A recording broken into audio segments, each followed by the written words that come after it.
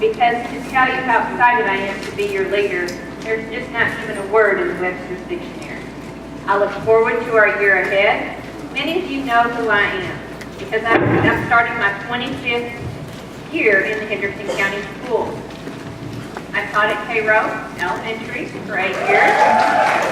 I went to the district office as a coordinator, as a director, and then I became principal at Chandler Elementary. And I came back to the board office as assistant superintendent, where I've been for the last 6 years of administration. My husband, his name is Rick. We live in Portland. He has a mechanic shop there. He's been married for 25 years. That's probably the common knowledge that most of you all know about. But who am I? What do I really believe in? What kind of standards do I hold to myself? I want to tell you just a little bit about that. My family I grew up, my family lived in Minnesota until I was 11. At 11, that's when we moved to Henderson, Kentucky. We grew up on a farm, and on a farm you work. I can remember from when I was in kindergarten as a little girl, 5 years old, we were taught responsibility. We had chores we did. I have 2 brothers, one older and one younger, and together we had to feed the horses, we had to feed sheep, we had to feed goats, we had to collect eggs. As we grew older, we were expected to help bale hay, walk the beams, we mowed, weeded the garden. Whatever needed to be done, you did. Not necessarily because you liked it, because that's what was expected of you. And so very early on in my age, I learned what responsibility was. I also learned by having 2 brothers that teamwork was important. I didn't know what the word teamwork was then. But I knew that if I helped my older brother or my younger brother with finishing their chores, they in return would help me, and I needed them. They were stronger than I. They could haul more in their bucket than I could. I was good for them as a team member because I was the one that could plan it out. I knew how many buckets you had to have, how much feed needed to go in each bucket, what route we could take to make the quickest path to get it done. I consider that persistence. My brothers might have considered it stubbornness, but I considered it persistence. Today we call it grit and determination.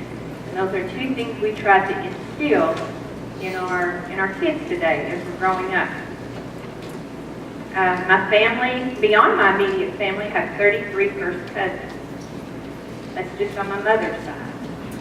I'm second to the youngest in that line of 33 cousins. So I was taught early on the word respect. I was taught how to be kind. I was taught when there were problems, you worked the problems out. You went and talked to people. You didn't get to go tattle. You had to go back. If you were going to see those people at church, you were going to see those cousins the next day. I also learned, one of the final things I know I learned growing up on a farm that has molded my life. And I share these things with you because it's truly how I'll make my decisions as your leader. Whether I'm really personally in my personal life or here at work. But probably one of the last things that I remember that I reflect upon learning growing up, is that things aren't given to you in life. You have to go get them. And life isn't easy. And so you have to have that drive and that persistence to continually get what you want. And so today, I encourage and share with you that we all hold a piece of responsibility when we're teaching the kids that we teach every day. And we're definitely going to be a better school system as we work together. Our inner core has to be tough and strong. We have to have grit and determination. And we have to give and show respect and kindness to deepen our relationship. To move this district from a great district with distinguished schools and proficient schools to excellence, to the mark of excellence, we have to hold all those things deep inside us. We have to believe it, we have to feel it, and we have to know we can do it. And we are right on the verge, and everyone sitting in here knows that. You know that the train is moving, that the momentum for the Henderson County Schools is right there. Just like a 3D movie, and you feel like you can just reach out and grab it. But we have to go get it. Nobody's going to hand it to us. We have to go get it. What do you think of when you hear these words? Stanford, Yale, Pepperdine. Or if you're thinking cars, you might think Rolls-Royce, Maserati, Bentley. Hospitals, you might think of Johns Hopkins or the Mayo Clinic. What word comes to mind? Excellent. It is a true mark of excellence. And by definition, excellence is a talent or quality which is unusually good. Not good or great, but unusually good, and it so surpasses ordinary standards. That's where the Henderson County Schools is heading. That's where we need to be. So hang on. Hopefully you know me a little better this morning and how I plan to lead the school district. And it's through some very common attributes and aspects that were molded in me as a very young girl. All right, this morning, there's 5 attributes that I want to share with you that I think and I know will take Henderson County Schools from a great school district to an excellent school district, and I want to share those 5 attributes with you. Now, I've asked for a little bit of help this morning, and we have some, these fine folks up here because they represent several different schools or buildings throughout our county. So let's start and talk about the 5 attributes. The first attribute we need to think about as employees of Henderson County Schools to move us from great to excellent is customer service. Customer service is how we treat other people. People we service are students, families, and ourselves. But in that order: students, families, and ourselves. How many of you remember when we had fall break and it was 2 weeks? Yeah, some of our new teachers, we really had 2 weeks of fall break several years ago. 2 weeks. One fall break several years ago, I went with my brother to the Mayo Clinic in Rochester, Minnesota for 2 weeks on fall break. They have a customer service. They are an excellent hospital and clinic because of their doctors. But the second piece of them that lines up is their customer service. Once you finish your initial appointment, you go out and there's a receptionist.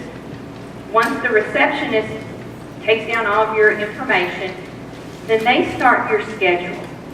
But here's how they make their schedule. They make it based on you, the customer. So they would ask us questions. How long are you going to be here with us? How long is your stay? Because they want to make sure they get every appointment in.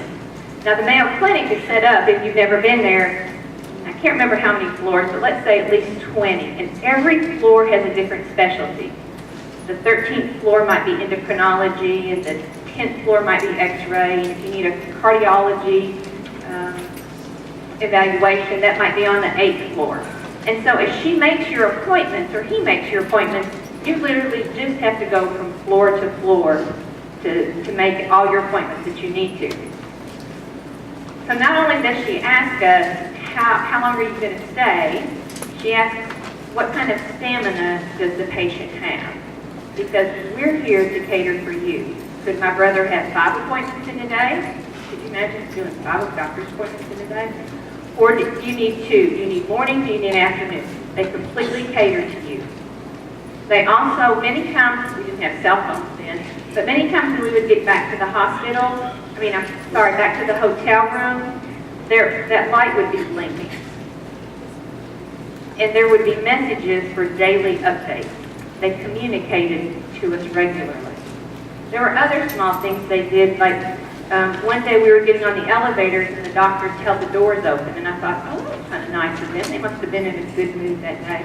But repeatedly, the staff members would do those things for their patients because the patients were their customers. And our students are our customers. But along with the students come their families and their parents. And so if we develop better customer service in the Henderson County schools, it's going to create a higher mark towards our standard of excellence. I have a rule of thumb I want to share with everyone. When parents call, even if it is the most toughest, struggling, challenged parents, some of you are those in here, even if that parent has to hear it for the third or fourth time because they just don't understand school like we understand school, we have to return their phone calls. We have to send those emails back. And my rule of thumb is we return parent phone calls before the sun goes down. That includes me, that includes the central office, it includes everybody. We have to strive to hit our customer service 100%. Customer service also blends across our schools. Everybody was introduced today, and it takes there's about 800 of us in here today, 1,200 district-wide, to make us that standard of excellence. If a secretary at another school forgot to give a parent a form they need, don't send them back to the school. Call that secretary and ask them to fax it to you. Our parents should have one-stop shopping also. So to me, one of the number one attributes this morning I wanted to share with you that will take us from a great school district to a standard of excellence is customer service. We have to take care of our business because if we don't take care of our business, someone else will.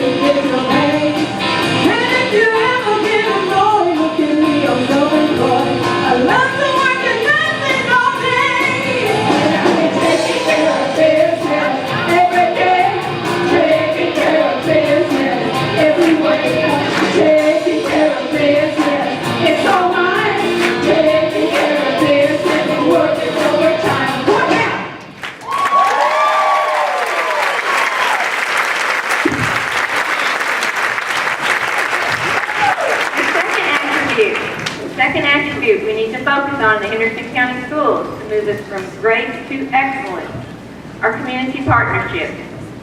We should strengthen our working relationships with our businesses and organizations.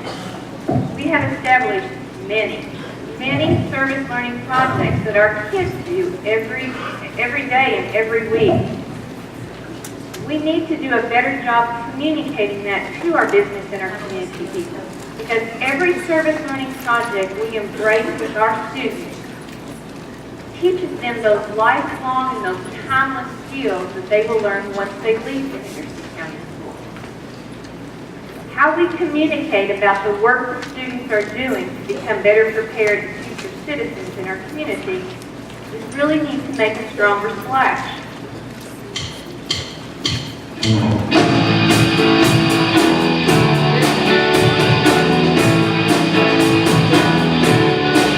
Oh,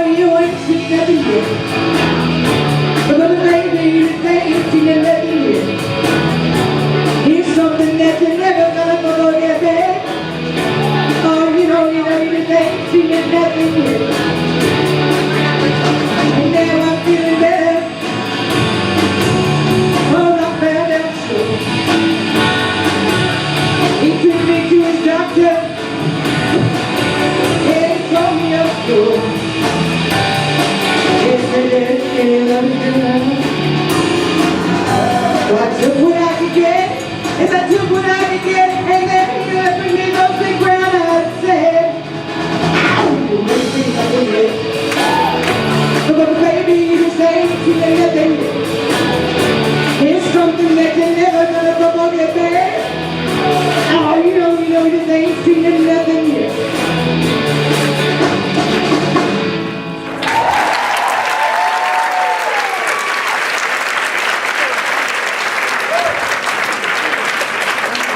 Our third attribute is courageous teaching. And courageous teaching is more than just teaching in the classroom. We all teach kids every day. So courageous teaching is teaching through more performance-based learning projects. Really thinking about looking at teaching through that flipped classroom, which gives us more innovation and technology. Having student-led projects. Knowing and reflecting that how we teach this year is going to be very different than how we teach 4 years from now. And how different it will be this year than how we taught 4 years ago. Education is ever evolving, and it takes courage. You have to have courageous teaching to continue in education these days. It's our willingness to adapt and be flexible. Most importantly, being very brave to try any new instructional strategy for our students and being brave to stick with it.